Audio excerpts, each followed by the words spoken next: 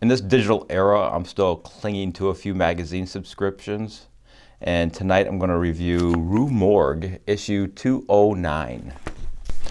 The magazine's based out of Canada. It started up around 97. I think they used to publish like 11 months out of the year. Now they publish every other month. I like the cover with this bluish gray color scheme. It's a fading fall cemetery background. And the character on front is from the movie The Harbinger.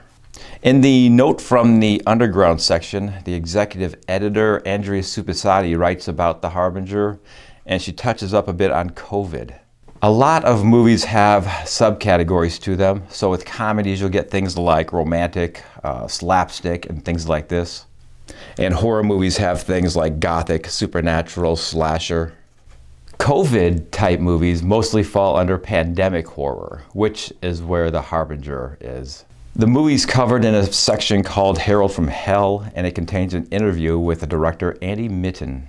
Its synopsis says, a woman finds herself drawn into a hellish dreamscape where she must face her greatest fears or risk never having existed at all.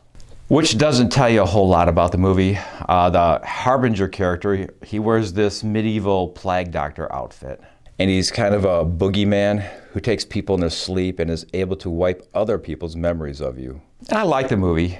There are some scenes in it with people arguing about wearing COVID masks. And it's just like, oh God, do we really got to do this in movies now?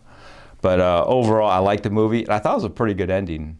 And there was another The Harbinger movie in 2022. I watched about 20 minutes of it and had to tap out. I didn't think it was very good. Under the coroner's report, there's a section called Weird Stats and Morbid Facts. A few of those are, Jamie Lee Curtis's salary from 1978's Halloween was $8,000. Her salary from Halloween Ends was $3.5 million. 27 minutes of footage from 1984's Silent Night, Deadly Night was reused in the 1987 sequel. And Freddy Krueger's sweater appears in both Scream 1 and 2 movies.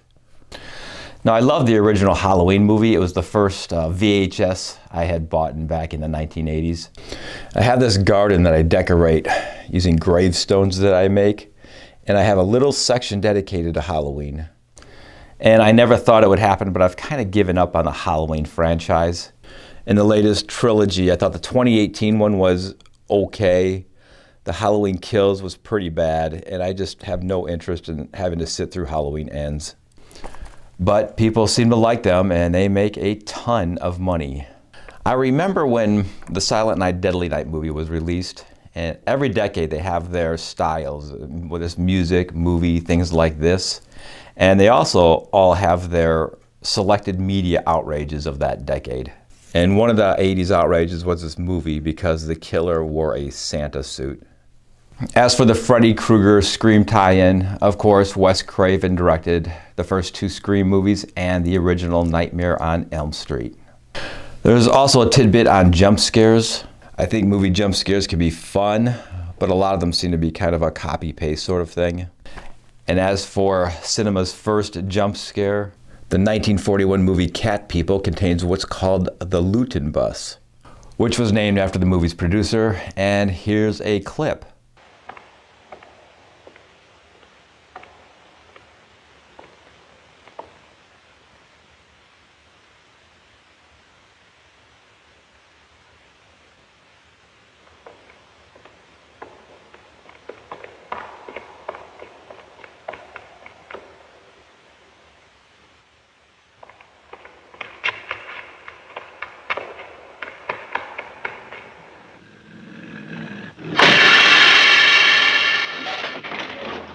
The magazine also has a few book reviews. One is Chet Zar's art book called Dystopia.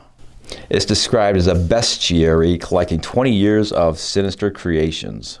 There's also a book by S. Elizabeth called The Art of Darkness, which is a treasury of morbid, melancholic, and macabre. The Fright Gallery section covers Grey House Studios, a fear factory of unique silicone and resin props. I'll be covering horror props in future videos. I really enjoy the Halloween props, and I have them scattered all around my house. And the last thing I'm going to mention is the Versus section, where the question posed is the era of zombie cinema finally dead? This question always comes up. For me, I have no real interest in seeing more zombie movies, but if one comes out and it's getting really good reviews, I'll definitely go watch it. And that's the review. You can find Rue Morgue on YouTube, Instagram, and all those other internet places. Good night. Boo.